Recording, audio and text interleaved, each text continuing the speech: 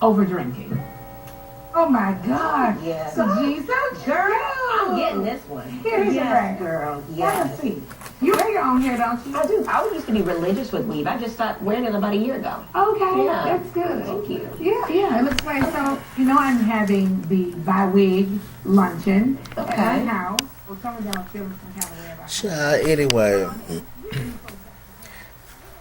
Giovanna back. That bitch. Y'all know Giovanna. That bitch. She was that bitch at Clark University. Y'all know Giovanna.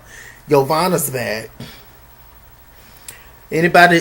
Does anybody out there still remember Giovanna? Don't nobody seem to know her but Nene. And that's just because Nene, that's just because she shop at Tag's Boutique. The only customers that Nene got so far that we know of at Tag's Boutique is Tanya and Giovanna. But, Tanya about done with Tag's Boutique because she about done with Nene. So, anyway. How does this episode start, y'all? Okay, so it started off with this whole sex dungeon situation. So Candace, she's actually throwing this huge sex dungeon party. And yeah, I guess she's, they was claiming that she had this big sex dungeon, so she's gonna make a profit off of it. Whoop to whoop. I get it. It's a smart business move. It's fun. But I just want to know what, I guess she's making money off of it, right? What's she doing with the money? I don't know. Personally, this seems a little bit pointless to me, but, whatever. So, she's hired a choreographer, Victor. I know him, but I cannot think of where I know him from. But I've seen him for multiple years. But anyway, she hired him, and they're having auditions, people to come in and perform, etc., etc. So all of a sudden, Don Juan comes in. He was just like, "I have a special guest, and this is my guest, and I think she's gonna do well." And we see Cynthia, come in. And she put on a little show for Candy and stuff because she wants to be in the show, so it was cute. So Cynthia's gonna be there at this sex dungeon party. So. Shouts out to Cynthia in her little dry moves, child. A little dry humping. Okay, so Nene, she's at Tag's Boutique, as y'all just saw. Unfortunately, Greg had to go back into the hospital. Well, no, at this point he had left the hospital, and he was back at home. And Nene was just like, I wasn't expecting Greg to be home so early. And, she kind of said it in a way like she wasn't, like, happy that he was home. Because, she has so much other stuff to do, like keep her position on the show. So, she didn't want to be bothered with Greg. She had to get in touch with the girls. Allegedly. Just my opinion. So, yeah, then we saw Sis come in, Giovanna. Y'all know Giovanna. And she's gonna have this bi-wig party, Nene, and where everybody's coming in, with their natural hair. I don't really see the point in that either. Like, who cares? Like, for what? But whatever. Now I was shocked by some of the real hair girls because the people that I thought did not have much hair had hair. The people that I thought did have much hair did not have any. Or they had a little bit, so. Hey, child. And I was just like, okay, Nene, I see you. So what else is going on? And Nene tries to convince Giovanna. I got cough drop in my mouth, y'all. Throat kind of hurts. But anyway, Nene's trying to convince Giovanna that, hey, maybe you should apologize for everything that transpired last time. Giovanna was just like, look, I was that bitch at Clark. I was that bitch, Giovanna, at Clark. I don't know what to tell you. I was just like, all right, well, she gonna keep this going. But what I'm trying to say is I do think that you need to apologize for how you acted, etc., etc. Giovanna, she's that bitch from Clark. And it's as simple as that, and she don't see the issue with it. So Nene was just like, dear God in heaven. So Eva had a scene where she's talking to, I believe, her wedding planner. And they're talking, and apparently Eva wanted a certain particular number. It was only 100 or so people that was originally coming to her wedding. Now there's over 200 and something people. She sent out a lot of invitations. She was expecting most people to decline like usual in these kind of situations. But everybody said yes. So everybody come, and even included 88 to 85 plus more people that's coming. So, now she's over budget, and also she's trying to move in this process. Because her husband is, running for mayor of Atlanta, or he is mayor, whatever. So, now, they have to move and into the city and everything to qualify. And I'm just sitting back looking at the camera, and I'm just like, why is you doing all this at one time? Planning a wedding and trying to move on top of that. It just seems like a whole bunch of foolishness. And why? I understand this whole fairy tale wedding situation. Understand one of wedding of dreams. I completely get it, because I think that maybe once in my life I would like to get married. Maybe. Meaning the whole big fairy tale situation, I guess. But seeing as how y'all trying to move too on top of that, and then y'all over budget on top of that, y'all can use that money to move or for the house or whatever. It's just crazy to me. And also Eva, she still has not found her perfect dress. We saw the dress she chose. It was a chop. But, she still has not found her perfect dress. And she was saying last episode that she has not found a dress for her daughter. I'm just really trying to understand, where is the husband in this situation? Where is he at? I understand traditionally, I guess it's more so the wife and her peoples that take care of the wedding, and the husband just sit back and just be like, I'm cool with whatever. But if you see that your wife is just stressed out, and especially since y'all are over budget, I would think that you would want to jump in, because ain't this your dollar too? But then, one of my good peoples on Twitter, she reminded me, Miss Lady JM. She was just like, maybe, just maybe, Eva is the breadwinner. And maybe, just maybe, the husband is so lax about the wedding because it's not his money that's being spent.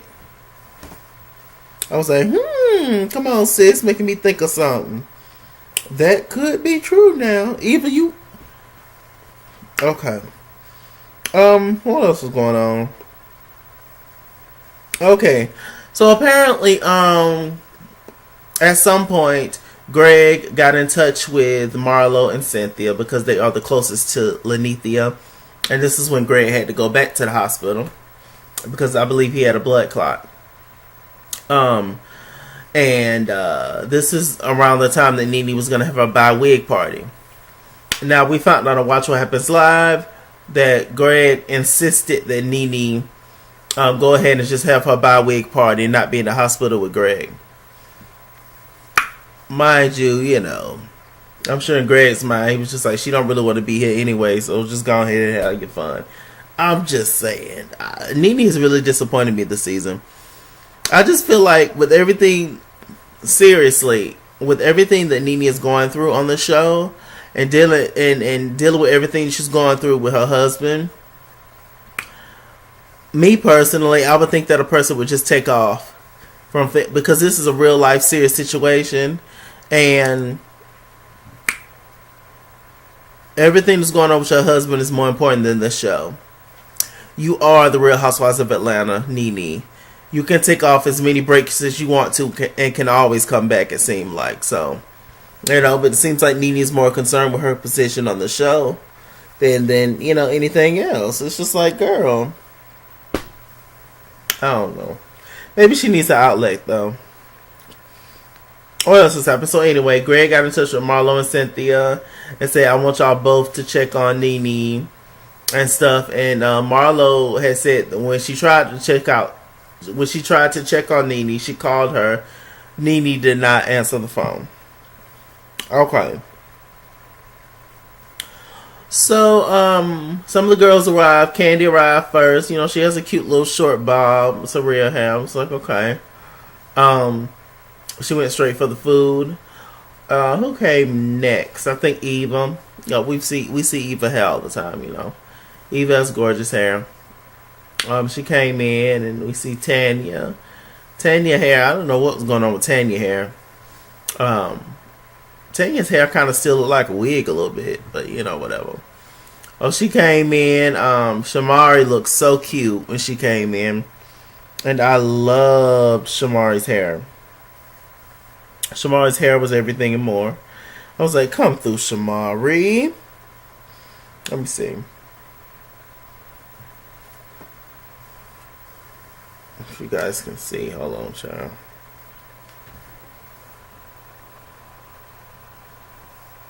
Super cute. I was like, okay, Shamari, come through. She looked cute. But Shamari brought two of her homegirls. And I say, Shamari, did you at least text Nene and let her know that you're going to bring two of your homegirls to the party? I was like, all right. I guess that's how they doing these things.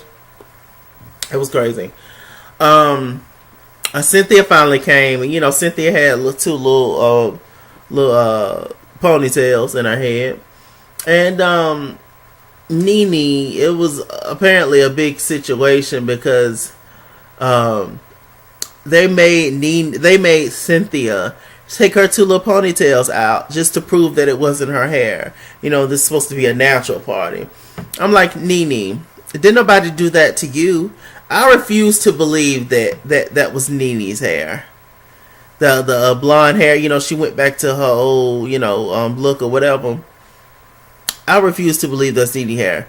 That looks like a really, really good wig or like something they shaved down to look like hers. I don't think that's Nene's hair either, but one nobody's scalp checking Nene, so why y'all gonna scalp check Cynthia? That was kind of rude. I was like, oh God. But yeah, Shamari child inviting people to the party and just brought it. Like, it's alright to bring one friend, but you brought two friends. Shamari knew she was gonna turn up and act the fool. That's why she brought her two homegirls to take care of her. Which is smart. But still, child. What else happened, child? So everybody getting, so Marlo finally came. She had on this cute purple dress. Marlo, hair is like Candy. She had a little bob or whatever. The fresh blowout and straightened. And, she came in. Nene instantly had an attitude, didn't want to hug her. And Nene was also throwing shade at Portia before Portia got there, because Portia got there a little bit before Marlo, saying that, I done seen hood girls, having babies and working and all this kind of stuff. And why is Portia late? 3-4 hours late. Why is she late? And, you can't be late on Nene's time and all this kind of stuff. I mean, yes, I guess maybe Portia could have called you or something, be like, hey, I'm going to be late or whatever. But Nene, you are not people's lives. Everybody's world don't revolve around you. And the sooner you get that, the better off you're going to be, ma'am. And you should get that at your age. Like, it shouldn't even be no issue. But she was really showing out. A lot of what Nene is going through with Greg, she's been, putting all those feelings off on other people. She's done this the whole time in Tokyo. She's been doing this the whole season. Is misguided anger, taking her anger out on other people when she's really mad at Greg. So yeah, that's what she doing. And Marlo came in. She nailed Marlo to the coffin, darling. I was just like, Marlo was nice. Marlo wasn't really, Marlo was cool. Marlo wasn't trying to shade her nothing. Nene was showing out. Nene was acting a fool. Calling her Purple Rain and you are not Prince and who do you think you are and all this other kind of stuff. It got to the point where Nene, she was arguing so much and she didn't even understand why she was arguing so much. She started crying. Everybody got up, because everybody has to console Nene. Everybody got up, to check on Nene, and she's showing out and carrying on and crying and stuff. And there's definitely a part of me that felt bad for Nene, but I'm just like, girl, you got to stop. Just chill out. But she's just really stressed out. Greg has siblings and he has other sons and stuff. I don't know why they don't take turns in helping with Greg. But Greg is also a particular personality, and he probably don't, want people around, don't want nobody to feel sorry for him, don't want nobody to do nothing for him. So maybe it is difficult. But with that said, Nene, the way you're going about it is just wrong, sis, child. It's not everybody else's fault. So yeah, child. So Nene went upstairs. Meanwhile, we got Shamari them down there doing Tina Turner, showing out, acting the fool, carrying on. Portia and Candy's just sitting at the table laughing. Child, Shamari's flirting with Eva and Tanya, touching all on their lady parts and throwing her leg up to the sky. Giving us that good old 808, that good old bring it on moves back in the day. Y'all know Shamari was in Bring It On. Yeah. So anyway, the whole group Black was in Bring It On, by the way. Gabrielle Union, Kristen Dunst. Whoop, whoop, whoop. So yeah, so all of a sudden, we see Shamari go off to the corner, child. She ended up going to the bathroom. I knew that Shamari was going to throw up. It was pretty obvious to me. But wasn't about paying Shamari any attention. So, all of a sudden, Marlo and Cynthia, they go upstairs to check on Nene, of course, and Marlo stayed in the room with Nene. And then Cynthia came back downstairs and asked what Shamari was. Shamari was hooking and hacking in the bathroom, throwing up and stuff. And Nene, Eva, and them went in there to check on her. And then Shamari started hooking and hacking on Eva. It's just all on that lady. Brand new dress, brand new shoes. Eva almost threw up. Portia ended up leaving out. It was just a whole lot going on. And I was just like, well, at least Shamari made it to the bathroom, to the toilet. That's the goal. If you're going to throw up in an appropriate place. Outside. In the bushes somewhere, on the grass. In the bathroom is the most appropriate place. I guess in the sink. If you can't make it to the bathroom for whatever reason. So, throw up in the appropriate places. That's all I gotta say. So, what else happened? Let me see. Oh, did I forget to tell y'all that Joanna is that bitch? I forgot to tell y'all that. She was that bitch at Clark. Okay. So anyway, everybody goes upstairs to check on Nene. Everybody drunk and over it. Eva went up there to go get something else to wear, child. Nene gave her a little outfit to wear. Meanwhile, we got Candy and Portia. They've been wanting to see Nene's closet, Nene's famous closet. And I mean, personally, I don't know why. It seemed kind of random and weird. I went to go see Nene's closet. So this whole time, Nene was just like, girl, don't go in my closet, child. And Marlo was just like, child, go in the closet. So Candy and Portia went in her closet to see everything. Then all of a sudden, we see one of the cameramen. By this time, Nene had got up. This is the famous scene that we saw. She pushed the cameraman, pulled him by his shirt so that they wouldn't go in her closet. She didn't want Candy and Portia in her closet, first of all. But, I guess she definitely didn't want a man in her closet, which I understand. But she pulling on people, and we hear Portia crying, saying, I'm scared, I want to go. Because I guess Nene was really showing out. She didn't want nobody in her closet. And which I understand, and like you said, you tell somebody don't go to a certain part of your house, it's that. As simple as that, which is true. But I don't understand why she got that mad. It was kind of weird for me, just seeing her get that mad. I'm like, well, what the hell is in there? What is you hiding? Nunchucks? I was just like, Nene, what is going on, girl? She's just so emotional and so, like I said, Nene is stressed out, understandably. So she's really having breakdowns every single week on these shows. So yeah, I wouldn't have did this season if it was me.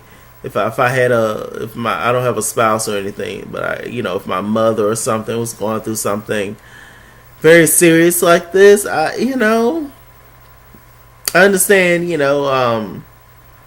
life don't stop and you still have bills, you still have things, that you have to do, etc. I understand that, but it's just, so much more important things than the show. I feel, but whatever. I'm not in that realm. I'm not on TV, so what the hell do I know? I'm just a person, right? So what else is going on? Oh, I briefly did want to just talk about the Married to Medicine. The Married to Medicine LA is officially coming on next week, but they had this little special where they had the ladies go to LA, and we met the Married to Medicine LA cast. Had the Atlanta ladies, go to LA, and we met the cast. So cute. I enjoyed it. I really like Dr. Britton. She's cool. I thought she was a white lady, but she's actually biracial. Mom's black, dad's white. She's really good friends with Contessa. Who actually went on the trip was Contessa, Dr. Heavenly,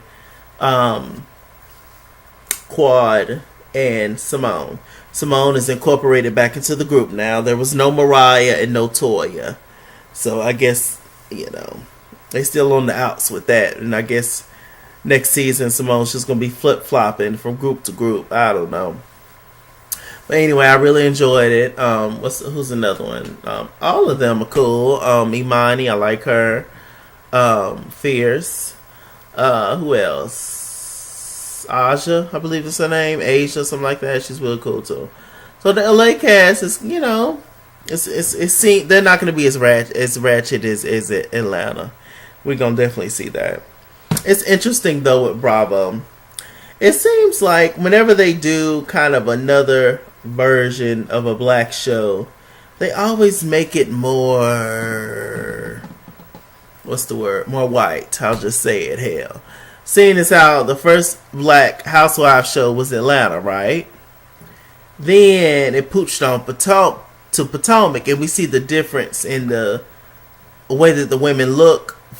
The majority of the women look from one show to the next. It's like, if we're gonna get a split off, it's not gonna be just as black as this show. We're gonna make it a little bit more comfortable for the people, a little bit, less aggressive for the people. Y'all get what I'm trying to say?